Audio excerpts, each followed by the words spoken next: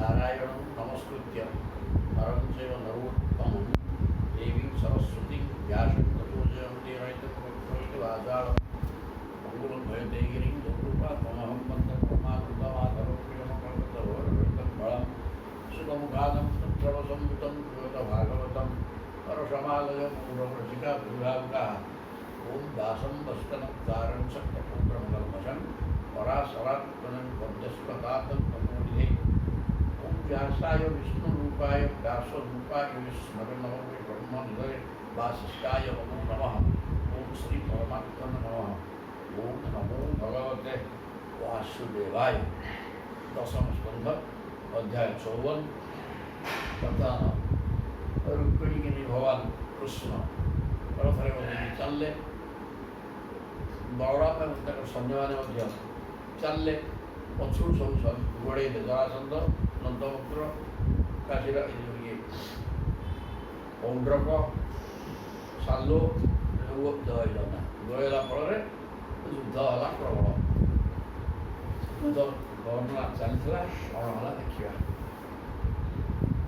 धन्यमान बलानिका वृष्णि जयकांक्षी राजान व्यूका जपु चौरासंध पुरस्कार युद्ध प्रबल हणामरा गोटे धन्यमान बलानिका अनेक सैन्य सामंत विनाश हो वृष्णि वृष्णि वासुदेव वंश जदुवंशी सैन्य मान द्वारा गोटे हाथी घोड़ा सैन्य सब विनाश हो कारण से विजय लक्ष्य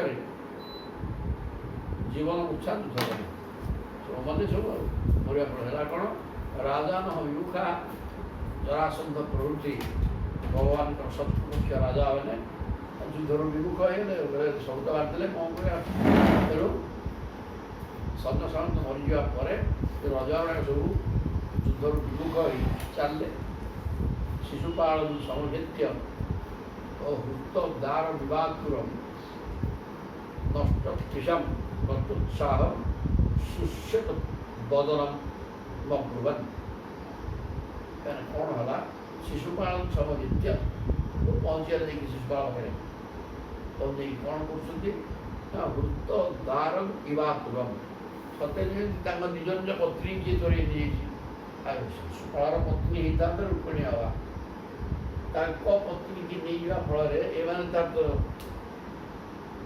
सहयोगी एमाने अनुभव करते आम पत्नी किए नहीं ये प्रकार अनुभव कर जरासंध प्रवृत्ति वीर मैंने शिशुपाल पाखे पहुँची नष्ट त्रिशम निजर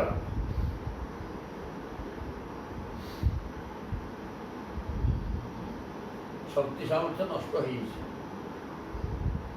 उत्साह उत्साहहीन होती कारण दुर्गा पराजय एकुटिया शिशुपाल नुहे अनेक रजा थे अनेक सैन्य सामंत थे सबू थी भी पराजय तेणु तार बलबीर्य आदि सुष्यत बदन मुख सुगा मुह सुखी जाइए मुह सुखिला मुहरे शिशुपाल को कहले कौन कहते भो भो पुरुष शार्दूल दौर्मन संगीतम त्यज न प्रिया व्ययो राजन निष्ठा देहे सुदृश्यते पुरुष शार्दूल पुरुष व्याघ्र पुरुष सिंह प्रकार कह बलवान लोक तो कहते हे पुरुष व्याघ्र दौर्मन संगीतम त्यज जो मन आ खराब करनी मन खराब कर परित्याग करदे न प्रिया प्रियो राजन हे राजन शिशुपाल कहते राजा प्रिय एवं अप्रिय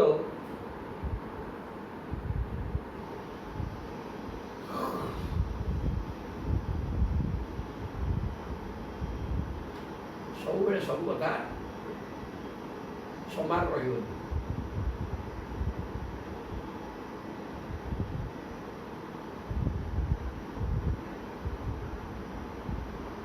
ଜୀବନରେ କିପରି ନଥାଏ କହିଲେ ସବୁବେଳେ ସବୁ କଥା ଆମ ମନର ଅନୁକୂଳ ହେବ ବୋଲି ସେମାନେ ନାହିଁ।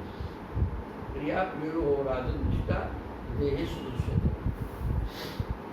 ଆମେ ଯେମିତି ଚାହିଁବା ମନର ଅନୁକୂଳ ସଦାବେଳେ ହେବ, ସେମିତି ହେଉଥିବ ସେ କଥା ନୁହଁ। ମନର ପ୍ରତିକୂଳ କଥା ମଧ୍ୟ ହେବ।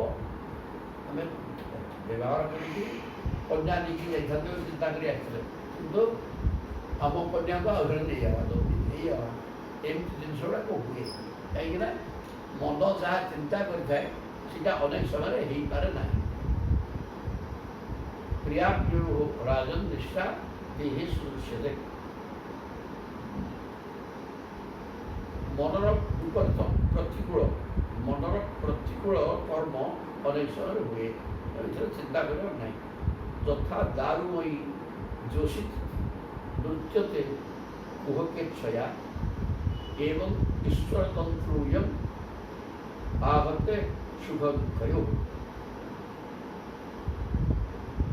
କାଠ କଣ୍ଢେଇ ଯେପରି ଯାଦୁକରର ଇଚ୍ଛାନୁସାରେ ନାଚେ, ଯଥା ଦାରୁମୟୀ ଯୋଷିତ ନୃତ୍ୟତେ କୁହକେଚ୍ଛୟା, ଯେମିତି କାଠରେ ତିଆରି କଣ୍ଢେଇଟା ନଚୁଥିବା ବ୍ୟକ୍ତି ଯେମିତି ତାକୁ ନଚାଇ ସେ ନାଟକରେ, ଏବଂ ଈଶ୍ୱରତନ୍ତ୍ରୁୟମ୍ ସେମିତି ଏଠି ଭଗବାନଙ୍କ ଇଚ୍ଛାରେ ଇହତେ ସୁଖ ଦୁଃଖୟ। ସେମିତି ଭଗବାନ ଆମେ ସବୁ ଏଠି କାଠ କଣ୍ଢେଇ, ଭଗବାନ ଆମକୁ ନଚଉଛନ୍ତି। ସୁଖ ଦୁଃଖ ମହାକାଳଙ୍କ ପ୍ରଭାବ ତାର ସେ ଜବରଦସ୍ତ ଆସିବ, କାରଣ ଆମେ କ'ଣ କର୍ମ କରୁଛେ ଓ ତାର ଫଳ କ'ଣ ସେଟା ଆମକୁ ଜ୍ଞାତ ନାହିଁ। ତେଣୁ ଆମେ ବର୍ତ୍ତମାନ ଏଇ କର୍ମ କରିଚାଲିଛେ, ହେଲେ ତା ଭିତରେ ଭଲ କର୍ମ କରୁଥିଲେ ମଧ୍ୟ ମନ୍ଦ ଆସିକି ପହଞ୍ଚିଯିବ। କାହିଁକିନା ପୂର୍ବରୁ ମନ୍ଦ କର୍ମ ଆମେ କରିଛେ, ତାର ଫଳ ଭୋଗିବାକୁ ପଡ଼ିବ। ତେଣୁ ଏଠି ଯେମିତି କାଠ କଣ୍ଢେଇକି ନଚେଇବା ପିଲା ତାକୁ ଯେମିତି ନଚେଇବ ସେ ନାଟକ କରିବ, ସେମିତି ଆମେ ଭଗବାନଙ୍କର ଦୈବ ବା ମହାକାଳଙ୍କର ଇଚ୍ଛାରେ ଆମେ ଏଠି ନାଚ କରୁଛେ, ସୁଖ ଦୁଃଖ କରୁଛେ।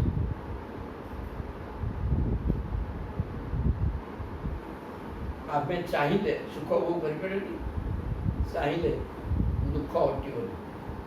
ପାଠ ହେଲା ସୁଖ କି ଦୁଃଖ କ'ଣ ଭୋଗିବା, ଈଶ୍ୱର ଇଚ୍ଛା।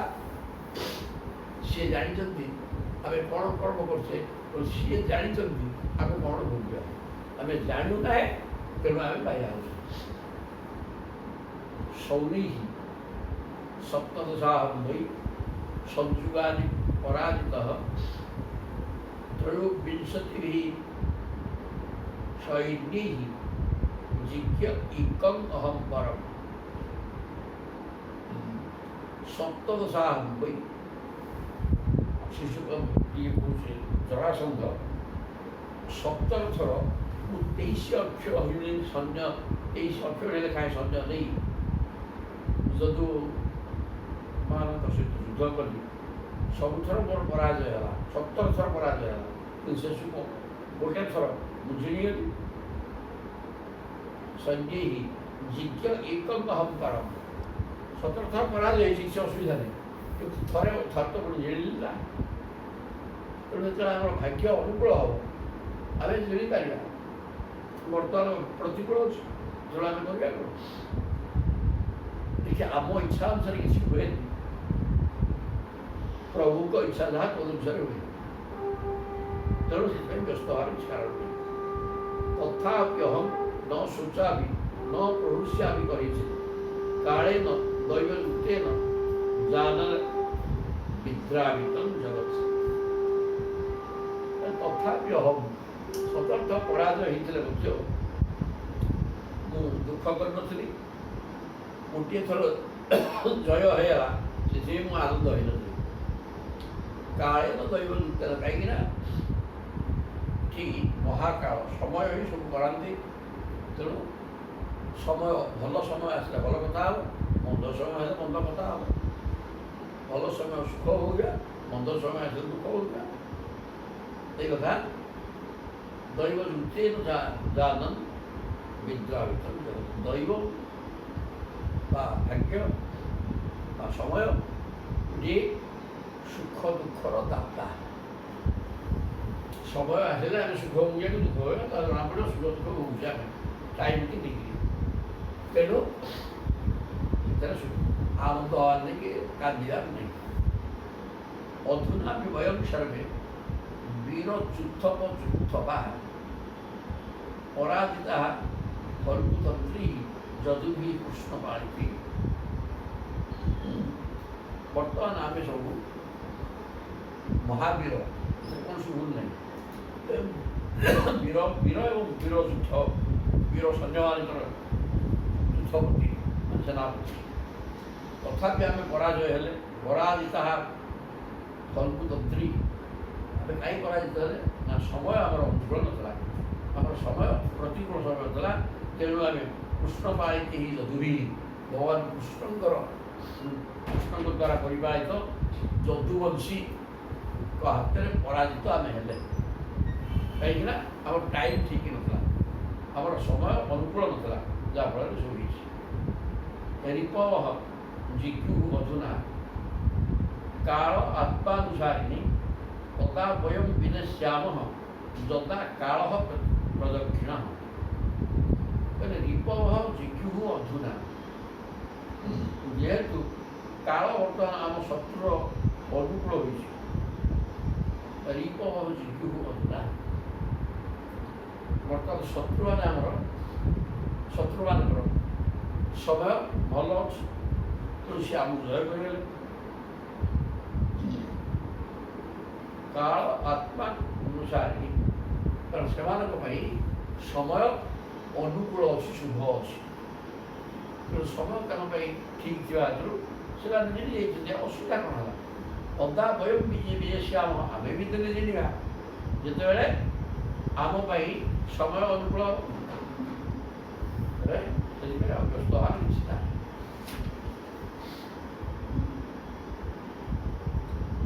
ଏବଂ ପ୍ରବୋଧିତ ମିତ୍ରୀ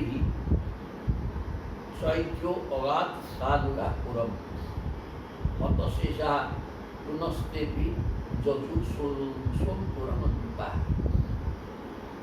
এই প্রকার ସବୁ ପରସ୍ପର ବୁଝାବୁଝି ହେଇଗଲେ। ଯୁଦ୍ଧରେ ପରାଜୟ, ଘୋର ପରାଜୟ ହେଇଛି, ସୈନ୍ୟ ସବୁ ଲୋପ, କିନ୍ତୁ ମନକୁ ମନ ବୁଝେଇ ଦେଇକି କ'ଣ କଲେ? ଏବଂ ପ୍ରବୋଧିତ ମିତ୍ରୀ, ମିତ୍ରମାନ କିଏ? ଶିଶୁପାଳ ନିଜର ମିତ୍ରମାନଙ୍କ ଦ୍ୱାରା ଏ ପ୍ରକାର କୁହାଯାଇ ଅଗାଧ ସାଧୁର ପୁର ନିଜର ଅନୁଗାମୀମାନଙ୍କ ସହିତ ଘରକୁ ଫେରିଲେ। ହତଶେଷା ପୁନଃସ୍ତେପି, ଆଉ ଯିଏ କିଛି ସନ୍ନ୍ୟାସ ବଳିଥିଲେ ସେମାନେ ତାଙ୍କ ସାଙ୍ଗରେ ଚାଲିଲେ। ସବୁ ପୁର ନିଜ ଘରକୁ ଚାଲିଲେ। ଏ କଥା ରାଜା ପରିଚିତକୁ ସୁଭଦ୍ରାକୁ କହୁଛନ୍ତି। କିନ୍ତୁ ରାକ୍ଷସ ବାହନ କୃଷ୍ଣ ଅସହନ ସ୍ୱୟଂ ଶଶୁ ପୃଷ୍ଠତୋ ଅନୁଗମତ କୃଷ୍ଣ ଅକ୍ଷୟୀ ମୃତ୍ୟୁ ବଢ଼ି। କିନ୍ତୁ ରୁପି କ'ଣ କଲା? ଶଶୁ ରାକ୍ଷସ ବାହ, ନିଜର ଶୋଷା ମାନେ ଭଉଣୀର ରାକ୍ଷସ ରୀତିରେ ବିବାହ। ରୁପିଟା ହେଲା କୃଷ୍ଣ, କୃଷ୍ଣଙ୍କର ଅକାରଣ ଶତ୍ରୁ, କୃଷ୍ଣ ବିରୋଧୀ। ତେଣୁ ସେ ନିଜର ଭଉଣୀକି, ଭଉଣୀର ବିବାହ ରାକ୍ଷସ ଭିତରେ କୃଷ୍ଣ କରିବାକୁ ଯାଉଛନ୍ତି, ତାହା ସେ ସହିପାରିଲା ନାହିଁ। ଅସହନ କୃଷ୍ଣକୁ ଅନ୍ୟମତ ପଛେ ପଛେ ଥାଏ ନା। କୃଷ୍ଣ ଅକ୍ଷୟଣୀ ଓ ଏକ ଅକ୍ଷୟଣୀ ସଂଜ୍ଞା ସହିତ ପଛରେ ଗୋଡ଼େଇଲା। ରୁକ୍ମୀ ଅମର୍ଷି ସୁସଙ୍ଗରବ୍ଧ ସୁନ୍ଦତାଂ ସର୍ବଭୂଭୁଜାଂ ପ୍ରତିଯଜ୍ଞ ମହାବାହୁ ଦଂଶିତ ସହସରାସନ। ରୁକ୍ମୀଟା ଅତ୍ୟନ୍ତ ଅସହିଷ୍ଣୁ ହେଇଗଲା, କାରଣ କୃଷ୍ଣ ତାର ଶତ୍ରୁ, ଅକାରଣ ଶତ୍ରୁତା ଥିଲା କୃଷ୍ଣଙ୍କ ସହିତ। ତେଣୁ ସୁସଂରବ୍ଧ ଶୂନ୍ୟତାଂ ସର୍ବଭୂଭୁଜାଂ, ସମସ୍ତ ରାଜାମାନଙ୍କୁ ଶୁଣିକି ସେ ବଡ଼ ପାଟିରେ ଘୋଷଣା କଲା। କ'ଣ କହିଲା? ପ୍ରତି प्रतिज्ञे महाबाहु दंशित ससराधन शर धनुरे शर जोखिकी वीरत्व देखी बड़ पाटे घोषणा कला कौन अहत्वा समरे कृष्ण अप्रत्युह्य रुक्मिणी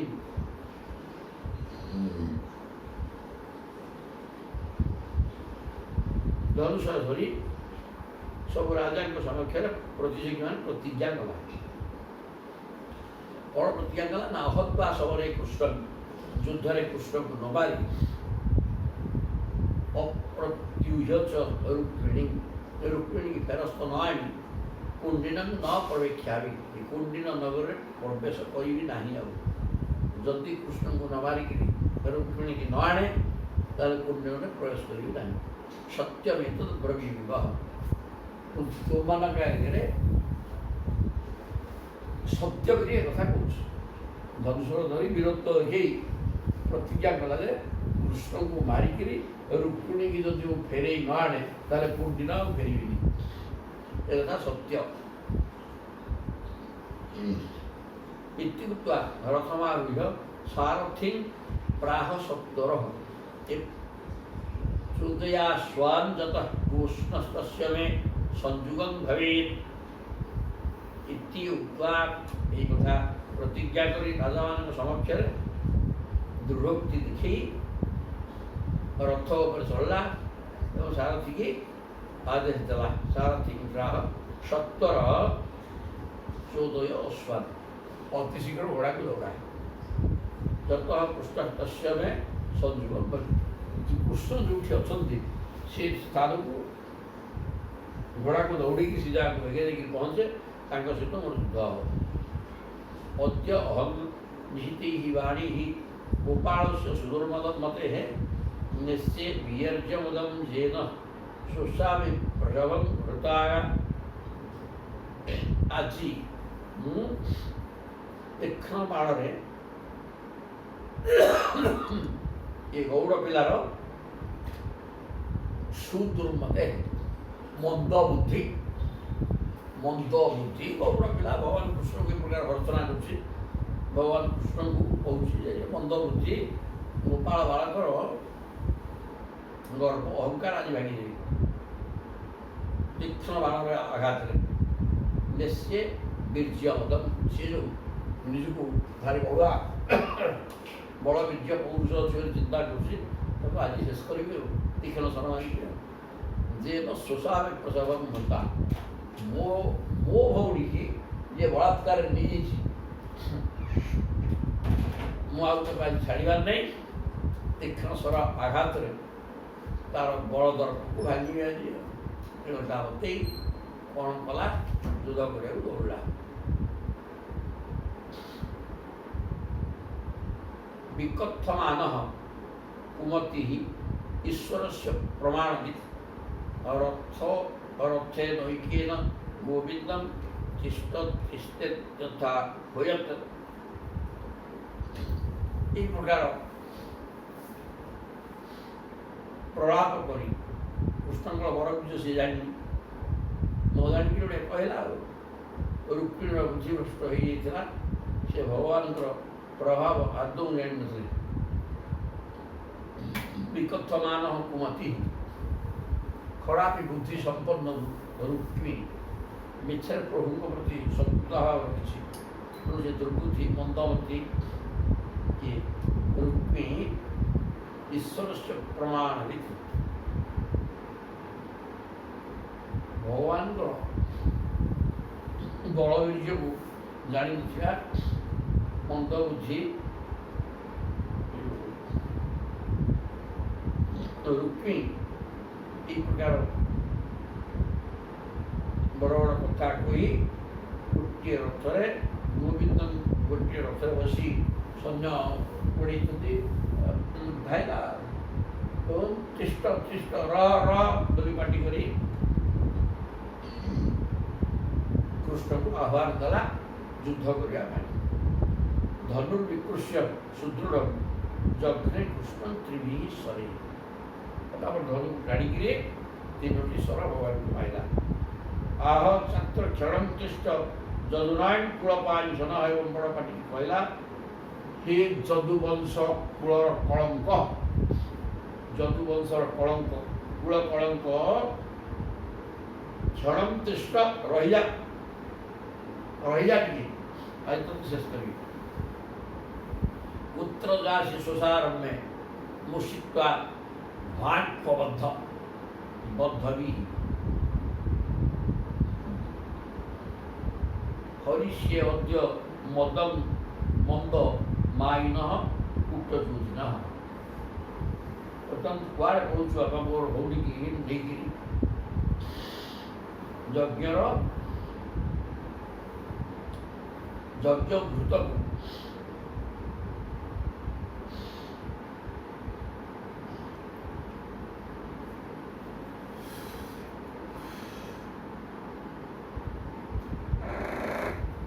ହୋମ ସାମଗ୍ରୀ ଚୋରାଇ ନେଇ ଗୁଆ ପଳେଇଲା ଭଳିଆ, ଗୁଆଟା ଝିଅଗୁଡ଼ାକ ତ ସାମାନ୍ୟ ଟିକେ ଗନ୍ଧ ଆମିଷ ଗନ୍ଧ ହୁଏନି, ତେଣୁ ସେ ତାକୁ ଗୁଆ ଦେଇକି ପଳେଇଲା ଭଳିଆ ହୋମ ଯଜ୍ଞ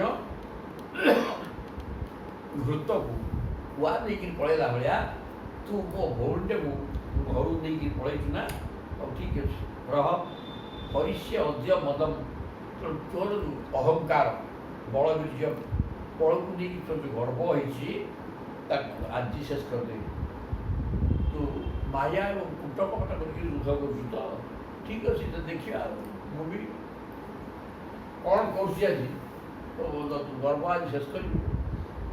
କୁଆ ଯଜ୍ଞ ଝିଅକୁ ନେଲା ଭଳିଆ ମୋର ଭଉଣୀଟା ଅତ୍ୟନ୍ତ ପବିତ୍ରା, ତାକୁ ତୁ ଘରୁ ଚୋରେଇକି ନେଇଛୁ।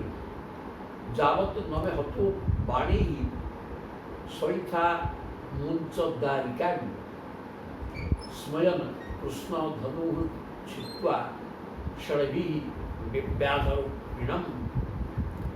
କ'ଣ କହିଲା? ଖାଲି ବଡ଼ ବଡ଼ କଥା କହୁଛି।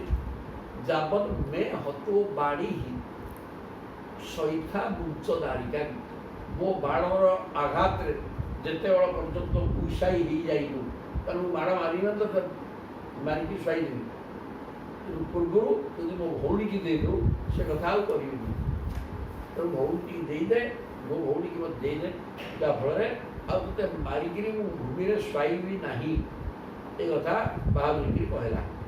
ଭଗବାନ କୃଷ୍ଣ କ'ଣ କଲେ? ସ୍ୱୟଂ ଟିକେ ବୁଡ଼ିକି ସମାଜ ଦେଇକିରି ଧନୁରେ ସରସ୍ୱତୀକି ଛାଡ଼ିଲେ, ଧନୁ ଛିତ୍ୱା ନେଇ ଧନୁ ତାର ଛିଣ୍ଡେଇ ଦେଲେ। ଷଡ଼ଭି ବିବ୍ୟାସର ପୀଡ଼ମ୍ ଏବଂ 6ଟା ସ୍ୱର ଏକ ସଙ୍ଗରେ ମାରିଲେ। ମାରିକି କ'ଣ କଲେ? ଅଷ୍ଟଭି ଚତୁର୍ବାହାନ, 4ଟା ଘୋଡ଼ା ଲାଗିଥିଲା ତା ରଥରେ, ଏବଂ 8ଟା ସ୍ୱରରେ ଶେଷ କଲେ। ଦଭ୍ୟାନ୍ ସୁତଂ ଧ୍ୱଜଂ ତ୍ରିଭି, 2ଟା ଅସ୍ତ୍ର ମାରିକିରି 2ଟା ସ୍ୱର ସାରଥିକି ଶେଷ କଲେ।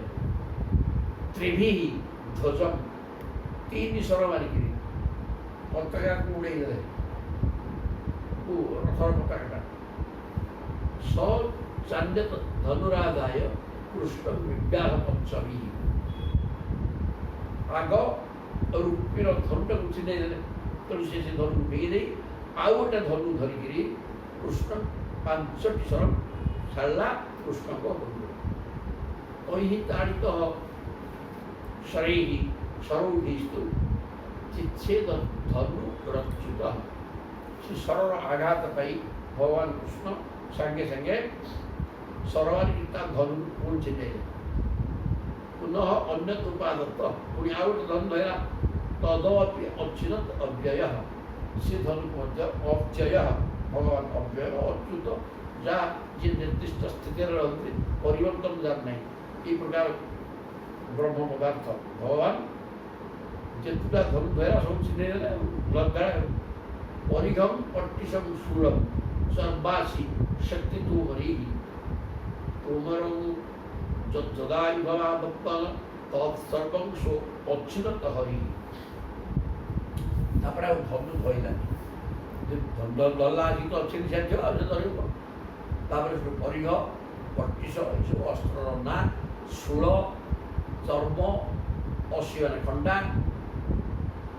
ଚର୍ମ ବୋଇଲେ ଏଇଟା ଢାଲ ଏବଂ ଖଣ୍ଡା, ଖଣ୍ଡା ଧରିବ ମାନେ ଢାଲଟା ଧରିବ, ଖଣ୍ଡା ଢାଲ ସବୁ ଧରିକି ବାହାରିଲା। ଶକ୍ତି, ତୋମର, এই ପ୍ରକାର ସବୁ ଆୟୁଧ ଗୋଟା ପରେ ଗୋଟେ ଆୟୁଧ ଧରିକି ଯୁଦ୍ଧ କରିବା ଆରମ୍ଭ କଲା। ଯତ୍ ଆୟୁଧ ବା ଦତ୍ତ, ଯେଉଁ ଅସ୍ତ୍ରକୁ ସେ ଧରୁଥାଏ ପ୍ରଭୁ ତତ୍ ସର୍ବମ୍ ଅଚ୍ଛିରତ ହରି, ସବୁ ଅସ୍ତ୍ରକୁ ଛିଣ୍ଡେଇକି ଉଡ଼େଇଲେ ଭଗବାନ କୃଷ୍ଣ। ତତ୍ଵ ରଥାତ ଅପୃଚ୍ଛ, ତାପରେ ଦେଖା ଶବ୍ଦର ଅସ୍ତ୍ର ଛିଣ୍ଡିକିରି ଭାଙ୍ଗିଗଲେ ଆମର ଆଉ ଅଛିଡ଼େଇବା ଖାଇବ, ତେଣୁ ରଥରୁ ଡେଇଁଲା। ଆଉ ରଥାତ୍ ଅପୃଚ୍ଛ, ରଥରୁ ଡେଇଁ ପଡ଼ିଲା। ଖଡ଼ଗ ପାଣି, ଖଣ୍ଡାଟେ ଅଛି କେବଳ, ଖଣ୍ଡା ଧରି ଡେଇଁଲା। ଜିଘାଂସୟା, କ'ଣ କରିବ ନା ହାଣି ନେଇଗଲି କୃଷ୍ଣକୁ। ଆଉ ଏ ପ୍ରକାର ଚିନ୍ତନ କରି ସମସ୍ତ ଅସ୍ତ୍ରଶସ୍ତ୍ର ଭଗବାନ ଟୁକୁଡ଼ା ଟୁକୁଡ଼ା କରିଦେଲେ ସର ମାରିକି। ତେଣୁ କ'ଣ କରିବ, ଖଣ୍ଡାଟା ଧରିକି ଡେଇଁଲା ରଥକୁ। କୃଷ୍ଣ ଅଭ୍ୟଦ୍ରବତ କ୍ରୁଦ୍ଧ, ରାଗିକିରି ହସ୍ତରେ ଉତ୍ତୋଳନ କରିକି ଦୌଡ଼ିଲା କୃଷ୍ଣ। ପତଙ୍ଗ ଇବ ପାବକମ୍, କି ସୁନ୍ଦର ଉଦାହରଣ ଦେଲେ। ପାବକମ୍, ଅଗ୍ନି ଶିଖା ପାଖକୁ, ପତଙ୍ଗ ଛୋଟ ଛୋଟ କୀଟ ଅଗ୍ନି ଶିଖା ପାଖକୁ କ'ଣ ଯିବେ କି, ଭିତରେ ତ ବସିଯିବେ। ଅଗ୍ନି ଶିଖା ଭିତରକୁ ଟିକି ଟିକି ପୋକ ପଶିଗଲା ଭଳିଆ, ଯେଉଁଟା ପୋକଟା ପ୍ରଭୁ ହେଲେ ଅଗ୍ନି ଶିଖା। କୃଷ୍ଣଙ୍କୁ ଇଏ କ'ଣ କରିବ, ତେଣୁ ଅଗ୍ନି ଶିଖା ଭିତରକୁ ଛୋଟ ଛୋଟ କୀଟ ଉଡ଼ିକିରି ପଶିଗଲା ଭଳିଆ ଇଏ ଭଗବାନଙ୍କର ତେଜ ପରାକ୍ରମକୁ ନ ବୁଝି ତାଙ୍କ ସାମନାରେ ପହଞ୍ଚିଗଲା, ଯାଇ ଖଡ଼ା ଧରିକି। ତସ୍ୟ ଚାପତତଃ ଖଡ଼ଗମ୍ ତୀରସ ସର୍ବ ଚିଷୁଡ଼ି ଛିତ୍ୱା ଅସୀମାଦେ ତିଗ୍ମଂ ରୂପିଣଂ ହନ୍ତୁମୁଦ୍ୟତଃ। ପ୍ରଭୁ କ'ଣ କଲେ, ସର ମାରିକିରି ସେ ଖଣ୍ଡାଟାକୁ ସବୁ ଠିକ୍ କରିଦେଲେ। ଚର୍ମ ମାନେ ଢାଲ ଧରିଥିଲା, ଢାଲ ଖଣ୍ଡା ଧରିକି ଧରିଛି ସବୁ ମାରିକିରି ମୁଣ୍ଡ କରିଦେଲେ। ସେ ଧନୁ ସର ମାରିକିରି ସବୁ ଟୁକୁଡ଼ା କରିଦେଲେ। ଛିତ୍ୱା, ତାପରେ ନିଜେ ଧରିଲେ ଖଣ୍ଡା। ଆଉ ତିଗ୍ମଂ, ଅତି ତୀକ୍ଷ୍ଣ ଖଡ଼ଗ ଧରି ରୂପିଣଂ ହନ୍ତୁମୁଦ୍ୟତଃ। ଏଇଟା ତୁ ମୋତେ ଖଣ୍ଡାରେ ଆଣୁଥିଲୁ ତ, ଏବେ କେମିତି ହଣା ହେଉଛି ଦେଖେ, ଧରିକି ଖଣ୍ଡାରେ ଆଣିବାକୁ ବ୍ୟବସ୍ଥା କଲେ। ଦୃଷ୍ଟ୍ୱା ଭ୍ରାତୃବଧୂ ଉଦ୍ୟୋଗମ୍ ରୂପିଣୀ ଭୟ ବିହରା, ଅତିତ୍ୱା ପାଦୟୋଃ ଭର୍ତ୍ତୁଃ ଉବାଚ କରୁଣଂ ସତୀ। ସତୀ ସାଧ୍ୱୀ ରୂପିଣୀ ଯେତେବେଳେ ଭ୍ରାତୃବଧ ଉଦ୍ୟୋଗମ୍, ନିଜର ଭାଇ, ବଡ଼ ଭାଇ ନା, ପାଞ୍ଚଟା ଭାଇ, ସେ ବଡ଼ ଭାଇ ହେଲା ରୁକ୍ମୀ। ବଡ଼ ଭାଇର ବଧ, କୃଷ୍ଣ ଯଦି ଖଣ୍ଡା ଧରିଲେଣି ଆଉ ସେ ରହିବ ନା କ'ଣ? ତେଣୁକରି ବଡ଼ ଭାଇର ବଧ ନିଶ୍ଚୟ ହେଇଯିବ, ଏ କଥା ଦେଖିକିରି ରୁକ୍ମିଣୀ କ'ଣ କଲେ, ଭୟରେ ଛାନିଆ ହେଇଗଲେ ଏବଂ ଭଗବାନଙ୍କ ପାଦରେ ପଡ଼ିଗଲେ। ଅଚିତ୍ୱା ପାଦୟୋଃ ଭର୍ତ୍ତୁଃ, ନିଜର ସ୍ୱାମୀ ଭଗବାନ ଶ୍ରୀକୃଷ୍ଣଙ୍କ ପାଦରେ ଲମ୍ବ ହେଇକି ପଡ଼ିଗଲେ। ଏବଂ ଉବାଚ କରୁଣ, ଅତ୍ୟନ୍ତ କରୁଣ ସ୍ୱରରେ କହିବାକୁ ଆରମ୍ଭ କଲେ। ଯୋଗେଶ୍ୱରା ଯୋଗେଶ୍ୱର ଅପ୍ରମେୟାତ୍ମା ଦେବ ଦେବ ଜଗତପତେ ହନ୍ତୁ ନାରହସି କଲ୍ୟାଣ ଭ୍ରାତରଂ ମେ ମହାଭୁଜ। ମହାଭୁଜ, ଆପଣ ହେଲେ ମହାବାହୁ, ଆପଣ ହେଲେ ଯୋଗେଶ୍ୱର, ଆପଣ ଅପ୍ରମେୟାତ୍ମା, ଆପଣ ଆତ୍ମା ପ୍ରମାକରଣଂ ପ୍ରମେୟମ୍। ଆପଣ ଗୋଟିଏ ଜୀବାତ୍ମା ନୁହନ୍ତି, ସଂସାର ସମସ୍ତ ଆତ୍ମା ଆପଣ। ତେଣୁ ଆପଣ ଅପ୍ରମେୟ, ଅସୀମ, ଅସଂଖ୍ୟ ଆତ୍ମା, ମାନେ ଅସୀମ। ଆପଣଙ୍କର ଆତ୍ମା ଆଉ ପରମାତ୍ମା ତେଣୁ ଆପଣ ସବୁ ଆତ୍ମାଙ୍କର ମାଲିକ। ଆଉ ଦେବ ଦେବ ଜଗତପତି, ଆପଣ ଦେବତାମାନଙ୍କର ଦେବତା, ଚତୁର୍ଦ୍ଦଶ ବ୍ରହ୍ମାଣ୍ଡର ସ୍ୱାମୀ, ମାଲିକ, ରାଜା। ହନ୍ତୁମ୍ ନାରହସି କଲ୍ୟାଣ, ଏ କଲ୍ୟାଣମୟ, ଇଏ ମହାଭୁଜ, ଏଇଟା ମୋରି ଭାଇ ନା। ଭ୍ରାତରଂ ମେ, ମୁଁ ଆପଣଙ୍କର ଧର୍ମପତ୍ନୀ, ଆଉ ଏଇଟା ତ ମୋ ଭାଇଟା ଆଉ, ନାଇଁକି? ଆଉ ଭ୍ରାତର ମେ এই পদটার গুরুত্ব ଅଛି ମେ ଭ୍ରାତର ମୋ ଭାଇଟା ମୋ ଭାଇ ଆଉ ମୁଁ ତ ଆପଣଙ୍କର ନା ଏଇଟା ମୋ ଭାଇଟା ଆଉ ସିଏ ମଧ୍ୟ ଆପଣଙ୍କର ନିଜର ତେଣୁ ତାଙ୍କୁ ହତୁ ନର ହବ ଏଟାକୁ ବାରଣ କରିବେ ମୋ ଭାଇଟା ସହିତ ସେ ସୁଖ ବାଚ ପ୍ରଥମ ଭଗବାନ ସୁଖଦେବ କହୁଛନ୍ତି ପରୀକ୍ଷିତଙ୍କୁ କୟା ପରିତ୍ରାସ ବିକମ୍ପିତା ଗୟା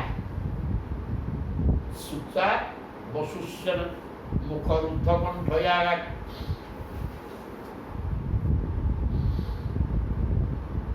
কার্তর্য বিশ্রংসিত হেব মালয়া গৃহীত পাদ করুণ নিবর্তত গোটে দয়নীয় অবস্থার সূচনা দেଉଛି ଶ୍ଳୋକ କହୁଛନ୍ତି ତୟା ପରିତ୍ରାସ ବିକମ୍ପିତା ଗୟା ରୁକ୍ମିଣୀଙ୍କର ଦେହ ଭୟରେ ଥରୁଛି ଭୟରେ ଆଉ ଥଣ୍ଡା ଦେଖି ସାରିଲେଣି ଏବେ ଛୋଟେ ବୋଇଲେ ଗଲା ଆଉ ଭାଇ ଶେଷ ତେଣୁ ଭୟରେ ଥରୁଛନ୍ତି ସୂତା ବସୁଷ୍ୟର ମୁଖରୁଦ୍ଧ କଣ୍ଠୟା ଦୁଃଖ ହେତୁ ମୁହଁଟା ଶୁଖି ଯାଇଛି ଏବଂ କଣ୍ଠ ବାଷ୍ପରୁଦ୍ଧ ହେଇଗଲାଣି କଥା କହିପାରୁନାହାନ୍ତି ମଧ୍ୟ ମୁହଁ ଶୁଖିଲା କାର୍ତ୍ତର୍ଯ୍ୟ ବିଶ୍ରଂସିତ ହେମମାଳୟା ଏଭଳିଆ କାତ ରହିଛନ୍ତି ଯେ ଛାନିଆ ହେଇଯାଇଛନ୍ତି ଯାହାଫଳରେ ସୁବର୍ଣ୍ଣ ମାଳା କୁଆଡ଼େ ପଡ଼ିଗଲାଣି ତାକୁ ଜାଣିପାରୁନାହାନ୍ତି ଗୃହୀତ ପାଦ এই প্রকার অবস্থায় মানে ভাইর মৃত্যু সুনিশ্চিত হয়ে গোটে ভৌণী আগে তা বড় ভাইটা হଣା খাইব ବୋଦା ହଣା ହେଲା ଭଳିଆ ତାକୁ କେମିତି ସମ୍ଭାଳିବ ଜଣେ ତେଣୁ ସିଏ ରକ୍ତ ସମ୍ପର୍କ ନିଜ କଥା ତେଣୁ ସିଏ ସମ୍ଭାଳି ପାରିଲେ ନାହିଁ କାଳେ ସ୍ତ୍ରୀ ଲୋକ ତେଣୁ ସେ ଅତ୍ୟନ୍ତ ଭୟରେ ବିହୋଳ ହେଇ ଥରିକି ଠକଠକ ହେଇ ପ୍ରଭୁଙ୍କର ପାଦରେ ପଡ଼ିଗଲେ ଶୈଳୀନ ମଧ୍ୱାଗା ତମ ସାଧୁକାରୀଣ ସସ୍ପର୍ଶୁ କେଶଂ ପ୍ରପନ ଦ୍ୟୌପୟତ ତାବନ ମମର୍ଦୁ ପରସୈନ୍ୟ ଅଦ୍ଭୁତଂ ତଦୁ ପ୍ରବୀରାଃ ନଳିନୀଂ ଯଥା ଗଜାଃ କହିଲେ ଶୈଳେନ ଶ୍ରେଣାଞ୍ଚଳେନା ମନ ଶୈଳ ମାନେ ଲୁଗା ଶୈଳେନ ଦଧ୍ୱା ତମ୍ ଅସାଧୁକାରିଣମ୍ ତମ୍ ଶୈଳେନ ଦଧ୍ୱା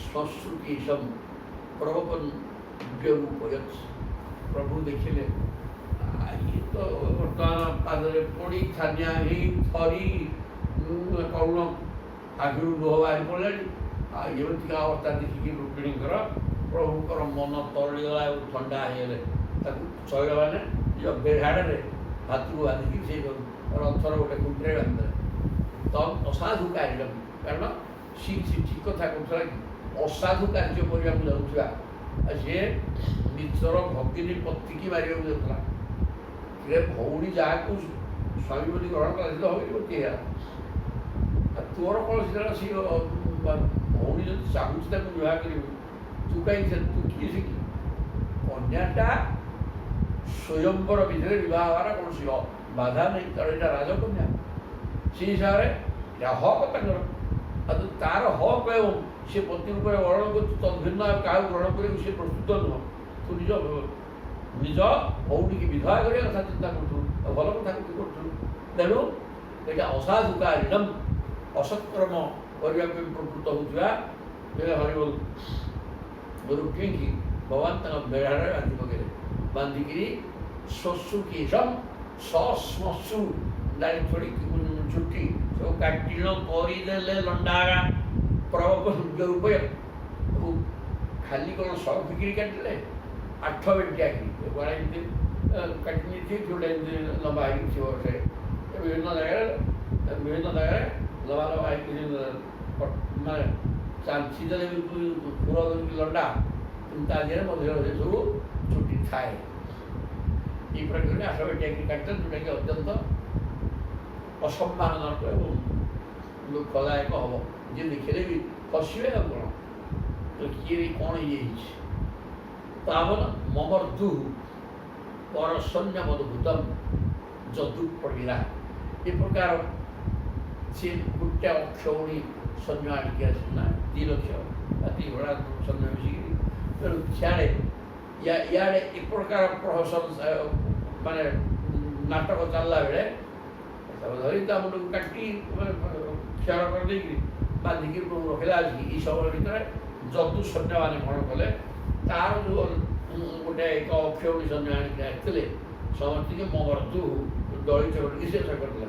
ପରସନ୍ୟ ମଧୁଭୂତମ ଶତ୍ରୁ ସୈନ୍ୟମାନଙ୍କୁ ଯଦୁ ପ୍ରବୀରା, ଯଦୁ ବୀର ମାନେ ନଳିନୀ ଯଥା ଗଜା, ଗଜ ମାନେ ହାତୀ ପଦ୍ମବନରେ ପଶିକିରି ଧ୍ୱସ୍ତ କଲା ଭଳିଆ। ହାତୀ ବଳୁଆ ପଦ୍ମବନଟା ତା ବି କ'ଣ ପଦ୍ମଗୁଡ଼ା କ'ଣ କେତେ ତାକୁ ଜମିକି ଶେଷ କଲା ଭଳିଆ ଇଏ ବର୍ତ୍ତମାନ ଏକ ଅକ୍ଷର ସହିତ ଯଦୁ ବୀରମାନେ ମାରିଦେଲେ। ଯଦୁମାନେ କ'ଣ ବଳୁଆ ହେଇଥାନ୍ତୁ ନଥାନ୍ତୁ, ଯେହେତୁ ଭଗବାନ ତାଙ୍କର ସହାୟତା କରୁଛନ୍ତି, ତେଣୁ ସେମାନଙ୍କର ମନୋବଳ ପ୍ରବଳ। ଆଉ ବଡ଼ ଜିନିଷ ହେଲା ମନୋବଳ। ଶରୀରରେ ବଳ ଥାଉ ଶରୀର ବଳ ସେତେ ଦୂର କିଛି କାମ କରିବ। ଯେତେ ବଳୁଆ ହେଇଥିବ ଯଦି ମନ ଦବିଗଲା ସବୁ ଗଲା। ତେଣୁ ଶାରୀରିକ ବଳ ସହ କିଛି ସମ୍ପର୍କ ନାହିଁ। ସେମାନଙ୍କର ମନୋବଳ ଥିଲା ଏବଂ ପ୍ରଭୁଙ୍କ ଆଶୀର୍ବାଦ ଥିଲା। ଯଦି ଖଣ୍ଡିଆ ଖବର ଭଲ ନହେଲା ହାତ ମାରିଦେଲେ ସବୁ ଠିକ୍ ହେଇଗଲା। ତେଣୁ ସେମାନେ ପ୍ରବଳ ଯୁଦ୍ଧକୁ ସମସ୍ତଙ୍କୁ ଶେଷ କରିଦେଲେ। କୃଷ୍ଣାନ୍ତିକ ଉପବ୍ରଜ୍ୟ ଦଦୃଶୁ ତତ୍ର ରୂପିଣୀ ତଥା ଭୂତମ ହତପ୍ରାୟ ଦୃଷ୍ଟା ସଂକର୍ଷଣ। ଓ ବଳରାମଜୀ ବି ଥିଲେ ଯଦୁ ସୈନ୍ୟମାନଙ୍କ ଭିତରେ। ଆଉ ବଳରାମ ତ ଏକୁଟିଆ ବଳରାମଙ୍କୁ ସବୁ ନିଅଣ୍ଟ, ସୈନ୍ୟମାନଙ୍କୁ ଧରିକିରି ସେ ସବୁ ଶେଷ କରିଦେଲେ। ସବୁ ଆସିକିରି ପହଞ୍ଚିଗଲେ କୃଷ୍ଣଙ୍କ ପାଖରେ। କୃଷ୍ଣାନ୍ତିକମ ଉପବ୍ରଜ୍ୟ, କୃଷ୍ଣଙ୍କର ସମୀପନ୍ତିକମ ନିକଟମ ପ୍ରାପ୍ୟ ପହଞ୍ଚିକିରି ଦଦୃଶୁ ତତ୍ର ରୁକ୍ମିଣୀ, ରୁକ୍ମିଣୀକି ଚାହିଁଲେ। ତା ମୁହଁ ଶୁଖିଯାଇଛି, ଶୁଷ୍କ ମୁଖ, ଲୁହ ଲାଗିଯାଇଛି। ତଥା ଅଦ୍ଭୁତ ହତପ୍ରାୟ ଦୃଷ୍ଟା ସଂକର୍ଷଣ ଭଗବାନ ଇଏ କ'ଣ ମରିଛନ୍ତି ଲାଗିଛନ୍ତି। ହତପ୍ରାୟ ଶୁଷ୍କ ମୁଖ ଏବଂ ଦୟନୀୟ ଅବସ୍ଥା ରୁକ୍ମିଣୀଙ୍କର। ତାଙ୍କ ମୁଖ ଜଣାପଡ଼ୁଛି। କଥା ଦେଖି ପ୍ରଭୁ ସଂକର୍ଷଣ ଭଗବାନ କ'ଣ କଲେ, ବିମୁଚ୍ୟ ବଦ୍ଧଂ କରୁଣା ଭଗବାନ କୃଷ୍ଣଙ୍କ ପ୍ରଭୃତି। ଏ ଯେଉଁ ବାନ୍ଧି ପକେଇଥିଲେ ଲୁଗାରେ ଫିଟେଇ ଦେଲେ। ଫିଟେଇ ଦେଇକି କ'ଣ କରିବା ପାଇଲେ, ମୁଣ୍ଡ କ'ଣ 8 ବେଟିଆକିରି କାଟି ବାନ୍ଧିକିରି ଏଠି ବସୁ। ରୁକ୍ମିଣୀଙ୍କ ମୁହଁ ଇଏ ଅବସ୍ଥା, ଇଏ କ'ଣ କାମ ଇଏ। ବଦ୍ଧଂ କରୁଣ ଭଗବାନ କୃଷ୍ଣଙ୍କ ପ୍ରଭୃତି। ଭଗବାନ କୃଷ୍ଣଙ୍କୁ କିଏ ବଳରାମଜୀ କହୁଛନ୍ତି। କ'ଣ କହିଲେ, ଆଶା ଅସାଧ୍ୟିଦମ ଅସାଧୁ ଯୁକ୍ତ ଇଦମ ଅସାଧ୍ୟିଦମ ଦାନ୍ତ ଭାଙ୍ଗିବ। ଅସାଧୁ ଇଦମ ଉଟା ବଫଳା ହେଇଗଲା। ଅସାଧୁ ଅର୍ଷିକାର ଲାଗିଲା। ଇଦମର ଇଟା ଯୁକ୍ତ ଅବତାରରେ ଅସାଧ୍ୟିଦମ ଦାନ୍ତ ଭାଙ୍ଗିବ। ଉଚ୍ଚାରଣ କରିବା ଏତେ ସହଜ ନୁହେଁ ବା। ସଂସ୍କୃତ ଏମିତି ହେଇକି ଲେଖା ହେଇଥିବ ଟିକିଟିକିଆ। ଅସାଧ୍ୟମ ତ୍ୱୟା କୃଷ୍ଣ ଉତ୍ତମ ଅଶ୍ୱତ ଯୁଗୁପ୍ସିତ। ମତେ ଭଳିଆ ଘୃଣା ଲାଗୁଛି। ଅଶ୍ୱତ ଯୁଗୁପ୍ସିତମ, ମୁଁ ଘୃଣା କଲା ଭଳିଆ କି ପ୍ରକାର କର୍ମ ତୁ କ'ଣ କରୁ ବାପା କୃଷ୍ଣଚନ୍ଦ୍ର, ଅସାଧୁ କାମ ଇଏ। କାହିଁକି ତ୍ୱୟା କୃତମ ଅଶ୍ୱତ ଯୁଗୁପ୍ସିତମ, ମତେ ଘୃଣା ଲାଗିଲା ଭଳିଆ ଏ ପ୍ରକାର ଅସାଧୁ କର୍ମ କାହିଁକି କଲ ପ୍ରଭୁ। ବପନମ ସଂସ୍କୃତି ସାନେ ବୈରୂପ୍ୟ ସୁହୃଦ ବଧ,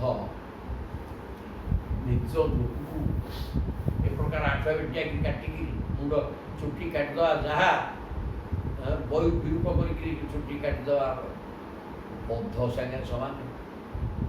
ଚୁଟି କାଟୁନି ଯେ ଚୁଟିକି ମାରି ସାରିଲୁନି। ତେଣୁ ବଳରାମଜୀ କହିଲେ ନିଜର ବନ୍ଧୁକୁ 8 ବେଟିଆକିରି ବନ୍ଧୁର ଚୁଟି କାଟି ଦେଇକିରି ଲଣ୍ଡା କରିବା ମାନେ ତା ବନ୍ଧ ସାଙ୍ଗରେ ସମାନ ଆଉ ସିଏ କେଉଁ ବଞ୍ଚିଛି ବାପା ଏ ପ୍ରକାର କରାଯାଏ ବିମୁଚ୍ୟ ବଦ୍ଧକରଣ। ତାପରେ ମୈବାସ୍ୱାନ୍ साध्वी साध्वी असूयेता भ्रातु वैरूप्य चिंतया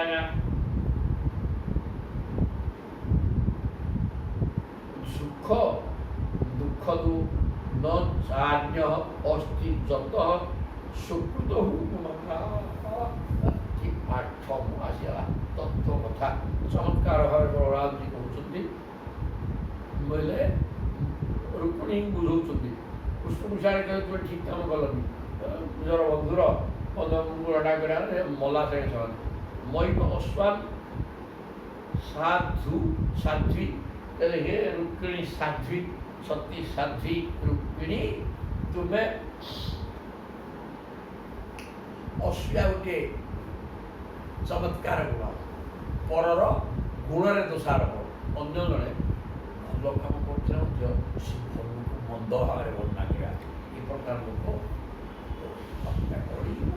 समाज में प्राय समस्ते अनेक देखुची जोटा असूया भाव किंतु ये प्रकार भाव त्याग करवा यह मनुष्य मन आदौ नुहे सी बर्तमान रुक्मिणी कहते तुम्हें असूया भाव आम ये प्रकार जो कर्म कलु भाई प्रति खराब व्यवहार कलु या नहीं तुम्हें आमको खराब भाव यहाँ आमर किसी भूल कौन है सी हानि करता सी कौन करदे तेज या देखिकी तुम असूया भाव प्रकाश करनी भ्रातृ वैरूप्य चिंतया भाईटा को विरूप करदे माने कृष्ण विरूप कर देखिए तुम्हें आम प्रति असूया भाव प्रकाश करनी कारण सुख दुखद न च अन्य अरे बापा तू सुख की दुख रे मनुष्य तू सुख की दुख भोग कलु ताकू किए हित तू बुलांतरे तू मिछरे कौन से परोददा अहं करोमि इति वृथाभिमान सुखवश्य दुःखस्य न कोऽपि दाता अहं करोमि इति वृथाभिमान परः ददाति इति कुबुद्धिरेषा सुकर्म सूत्र ये ग्रथित ही लोक तू जीवती कर्म कलु सीमिति पाई हुए तू मोटे चिंता कली कौनटा मु कली इमिति करछि मु को किछि तू करछु अछि होछु तेणु दुखटा तू करछु बा शत्रु तते देछि ये कौन चिंता करार किछि नहीं सुकर्म सूत्र ग्रथित ही लोक निज कर्मसूत्र अनुसार तुम्हें जीवित करमी पाच तेणु सुख से दुख से न कोई दाता सुख दुख किए क्या दिए तुम्हें कर भोग तुम्हें कर तुम्हें भोग अन्य दोषारोप करा वृथा कहते सुख दुख कथा ठीक कथा सुंदर भाव कहते सुख दुखद न च अन्यतः सुख दुख जहाँ भोगुचे सी अन्य क्या दौर कहीं जत स्वकृत उपमान निजे कर भोग पुरुष ये जमी कर भोग तू कर भोगुचु या कौन दोष दोष दोष देने हेन तेणु या जदि चुटी कटा तार कर्म को लेकिन चुटी कटा से तो तुमर भाई ना तुम्हें आमर बहु पिला भाई बहु सी तो शाड़क सी शाड़क भाया व्यवहार कर चुटी कटा ही था कि से व्यवहार भूल कला तेणु देखिए दंड पाइला कर्म तार दंड देवा बाध्य करेगा ता कर्मटा भूल कला तेणु दंड पाइला तेणु आम प्रति असूया भाव प्रकाश करनी रोगिणी बुझे सुंदर कथा बंधु मधार दुषोपी न बंधु बद्धमरहति बंधुटा बद्ध योग्य बद्ध हवा योग्य ये प्रकार दोष करथिले मध्य बंधु मरा बंधु बधन न रहती बंधु को हानि देवा भाया दोष से मना कर दोष करते मरा जीव नहीं कारण ये बंधु तेणु त्याज्या ସ୍ୱେନୈବ ଦୋଷେଣ ହତଃ କିଂ ହନ୍ୟତେ ପୁନଃ। ତେଣୁ କୃଷ୍ଣଙ୍କୁ ବିଷୟରେ ବୁଝଉଛନ୍ତି ତ୍ୟାଜ୍ୟା ବନ୍ଧୁ ଅଣା ଖାଇବା ଭଳିଆ ଦୋଷ କରୁଥିଲେ ତାକୁ ହାନି କରୁନି। କୃଷ୍ଣଙ୍କୁ ବୁଝେଇଲେ। ଆଉ ତ୍ୟାଜ୍ୟା ସ୍ୱେନୈବ ଦୋଷେଣ ହତଃ, ସେ ଯେଉଁ ଦୋଷ କଲାନି କି ସେ ଦୋଷ କରିକି ତାର ସିଏ ମରି ସାରିଲାଣି। ଆଉ ଭଉଣୀଟାକୁ ତ ବିବାହ କରିବାକୁ ଯାଉଥିଲା ମୁଁ କୃଷ୍ଣଙ୍କୁ ଆଣିକିରି ଆଉ କ'ଣ, ତେଣୁ ତାର ସିଏ ଦୋଷର ଦଣ୍ଡ ପାଇଯାଇ କ'ଣ ହେଲେ ତ୍ୟାଜ୍ୟ ସ୍ୱେନୈବ ଦୋଷେଣ ହତଃ, ସେ ନିଜେ କରିଥିବା ଦୋଷରେ ମୃତ ହୋଇସାରିଲାଣି। କିଂ ହନ୍ୟତେ ପୁନଃ, ତାକୁ ଆଉ ଥରେ ମାରିକି ଲାଭ। ବନ୍ଧୁଟା ଯଦି ତୁମ ଉପରେ କିଛି ଅନ୍ୟାୟ କଲା ତା ଛାଇଁ ସିଏ ମଲା, ଲୋକ ନିନ୍ଦା କରିବେନି। ଏଇଟା ନିଜର ଭଗିନୀ ପତିକି ମାରିଦେଲା, ତେଣୁ ତା ଛାଇଁ ସିଏ ମଲାନି। ସେ ଅନ୍ୟକୁ ବନ୍ଧୁକୁ ଆକ୍ରମଣ କରିବା ମାନେ ଲୋକ ନିନ୍ଦା ହେବ ଏବଂ ତା ଛାଇଁ ସିଏ ମଲାଟା ତାକୁ ଆଉ କାହିଁ ମାରିବ। ଏ କଥା କହିଲେ ତେଣୁ ବନ୍ଧୁ ହଣା ଖାଇବା ଯୋଗ୍ୟ ହେଲେ ମଧ୍ୟ ତାକୁ ତା ଉପରେ ଆକ୍ରମଣ କରିବନି। କ୍ଷତ୍ରିୟାଣାଂ ଅୟଂ ଧର୍ମ। ପାଠ ପଢ଼େଇଲେ କୃଷ୍ଣଙ୍କୁ ବଳରାମ ସମସ୍ତଙ୍କୁ ପଢ଼େଇଲେ। ସେ ବୟସ୍କ ଜ୍ୟେଷ୍ଠ, ତେଣୁ ସମସ୍ତଙ୍କୁ ବୁଝଉଛନ୍ତି, ଆମକୁ ବି ବୁଝଉଛନ୍ତି। ଆଉ କ୍ଷତ୍ରିୟାଣାଂ ଅୟଂ ଧର୍ମ, କ୍ଷତ୍ରିୟର ଧର୍ମ ହେଉଛି ବନ୍ଧୁକୁ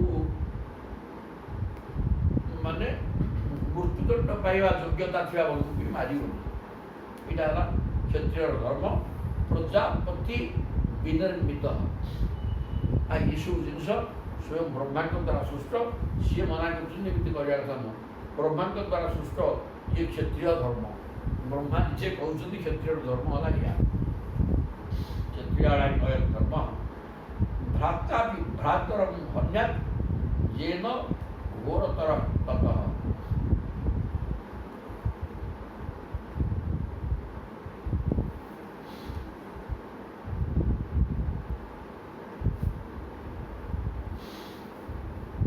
ଭାଇ ମଧ୍ୟ ନିଜ ମା ପେଟର ଭାଇକୁ ମାରିଦିଏ। ତେଣୁ କ୍ଷତ୍ରିୟ ଧର୍ମ ନିତାନ୍ତ ଘୋର ନିଷ୍ଠୁର ଧର୍ମ। ଭ୍ରାତା ଭ୍ରାତରଂ ହନ୍ୟାତ୍ येन ଘୋରତର ତତଃ। କ୍ଷତ୍ରିୟ ଧର୍ମ ଭୟଙ୍କର ନୁହେଁ। ଔରଙ୍ଗଜେବ ଯେ ତା ଭାଇ ମାରି ଦେଇଥିଲା, ରଜା ହଉ ନିକଳିଆ। ତେଣୁ କ୍ଷତ୍ରିୟ ଦରକାର ପଡ଼ିଲେ ନିଜ ଭାଇକି ନିଜେ ମାରିକିରି ଲୋଭା ଗୁଡ଼ାକ ମା ପେଟର ଭାଇ ତାକୁ ମାରି ନିଜେ ରଜା ଶାସନ କ୍ଷମତାରେ ରହିବା ପାଇଁ এই କଥା ମଧ୍ୟ ଭାଇ କ୍ଷତ୍ରିୟ କରେ। ଘୋରତର, ତେଣୁ ଇଏ ଭୟଙ୍କର କର୍ମ କ୍ଷତ୍ରିୟ କରେ। କିନ୍ତୁ କ୍ଷତ୍ରିୟର ପ୍ରକୃତ ଧର୍ମ ହେଉଛି କ୍ଷତ୍ରିୟାଣାଂ ଧର୍ମ ପ୍ରଜାପତି ବିନିର୍ମିତ। କ୍ଷତ୍ରିୟର ଧର୍ମ ଏଭଳି ଯେ ଭାଇ ଭାଇକି ହାଣିବ। ଏଇଟା ତ କ୍ଷତ୍ରିୟ ଧର୍ମ। କ୍ଷତ୍ରିୟର ଧର୍ମ ଏଭଳି କରାହେଇଛି, ବ୍ରହ୍ମାଙ୍କ ଦ୍ୱାରା ସୃଷ୍ଟି କରାହେଇଛି। କ୍ଷତ୍ରିୟ ରାଜ୍ୟାଧିକାର କରିବା ପାଇଁ, ଏହା ତ ରଜା ହେବା ମୁଖ୍ୟ। ଯଦି 5 ଭାଇ ଅଛନ୍ତି କୁଟ କଟକରି ମାରିଦେଲେ ଆଉ ନିଷ୍କଣ୍ଟକ ରାଜ୍ୟ। ଆଉ କ୍ଷତ୍ରିୟ ଭାଇକି ମାରିପାରିବ, ଏହା ବ୍ରହ୍ମାଙ୍କ ଦ୍ୱାରା ସୃଷ୍ଟି କରାହେଇଛି। ଏହା ଧର୍ମ କ୍ଷତ୍ରିୟ ଧର୍ମ ବୋଲି କୁହାଯାଇଛି। ଅତି ନିଷ୍ଠୁର ଧର୍ମ। ରାଜ୍ୟସ୍ୟ ଭୂମେଃ ବିତ୍ତସ୍ୟ ସ୍ତ୍ରିୟଃ ମାନସ୍ୟ ତେଜସଃ ମାନିନୋ ଅନ୍ୟସ୍ୟ ବା ହେତୋଃ ଶ୍ରୀମଦାନ୍ଧା କ୍ଷିପନ୍ତି ହି। ତାପରେ ସେ ଶ୍ରୀକୃଷ୍ଣଙ୍କୁ କହିଲେ, ଏଇଟା ରୁକ୍ମିଣୀକି ବୁଝେଇଛନ୍ତି। କ୍ଷତ୍ରିୟର ଧର୍ମ ନିଜ ମା ପେଟର ଭାଇକି ବି ମାରିପାରିବ। ତେଣୁକରି ଭାଇକି ମାରିପାରିବ। ଆଉ ସେଇ ହିସାବରେ ଯଦି କୃଷ୍ଣ କିଛି ଦୋଷ କଲେ, ଆଉ ତୋ ଭାଇଟା ଦୋଷ କଲା, ସିଏ ମାରିବାକୁ କରୁଥିଲା, ତେଣୁ ଇଏ ତାକୁ ନ ମାରିକିରି ମାରିବା ଭଳିଆ କରିଦେଲେ। ଏ କଥାଟା କ୍ଷତ୍ରିୟ କରିପାରିବ, ଯାହା ବ୍ରହ୍ମା ବି କହିଛନ୍ତି।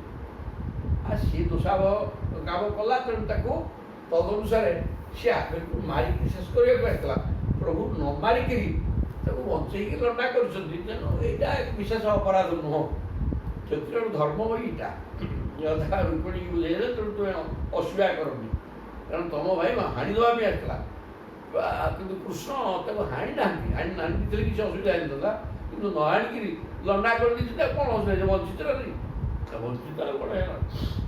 କିନ୍ତୁ କ୍ଷତ୍ରିୟର ଧର୍ମ ବି ହାଣିଦେବା ଏଟା ପ୍ରମାଣ ତିଆରି କରିଛନ୍ତି। କାରଣ ତାର ବଳ ପୌରୁଷ ଅଛି, ସିଏ ସହ୍ୟ କରିପାରିବନି ଦୋଷକୁ ହାଣିଦେବା। ତେଣୁ ସେଟା ହାଣିଲେ ବି ଚଳିବ, କିନ୍ତୁ ସେ ନ ହାଣିକିରି ହାଣିବା ଭଳିଆ କରିଦେଇଛନ୍ତି, କିଛି ଅସୁବିଧା ନାହିଁ।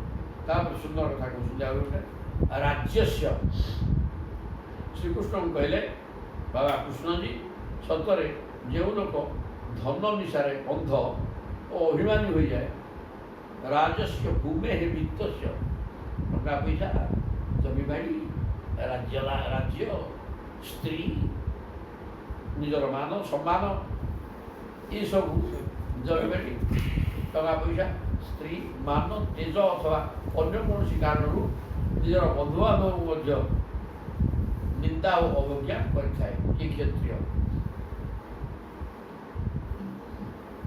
ମାନିନ ଅନ୍ୟସ୍ୟ ବା ହେତୁ ଶ୍ରୀମଦାମ୍ଭା ଜୀବନ୍ତୀ।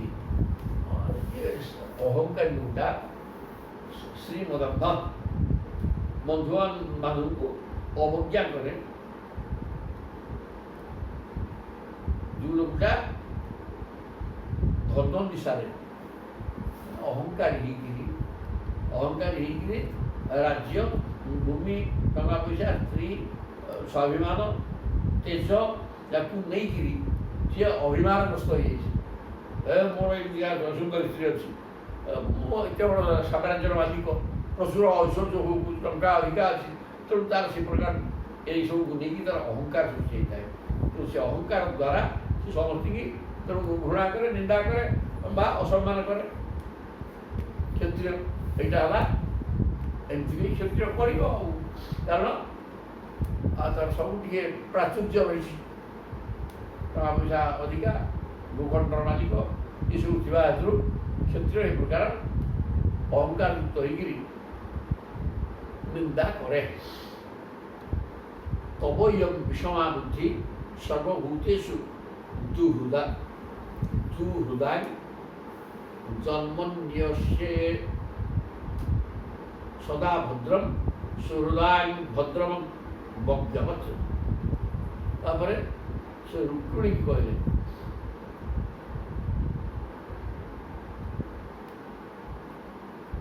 କୁସୁମକୁ ଏଠି ସପୋର୍ଟ କଲେ, ଧନ ଐଶ୍ୱର୍ଯ୍ୟ ସବୁ ବଳ ଅଧିକା ଅଛି, ସେ ଅନ୍ୟ ଜଣକୁ ଅବଜ୍ଞା କରିବ।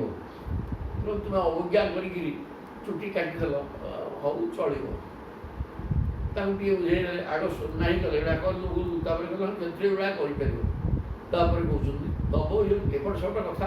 ତେଣୁ ବଳରାମଙ୍କର ଗୋଟେ ଚରିତ୍ର ଏଠି ସମ୍ପ୍ରଦାୟରେ କୁହାଗଲା, ସିଏ ଯେତେବେଳେ କାହାକୁ କ'ଣ କହିଦିଅନ୍ତି ଆଉ କ'ଣ, ଆଗ କୃଷ୍ଣକୁ ଧମକେଇଲେ ଠିକ୍ କଲୁ, ଯା ବନ୍ଧୁର କେଶ କାଟିବା ମାନେ ମୃତ୍ୟୁ ସାଙ୍ଗେ ସେମାନେ।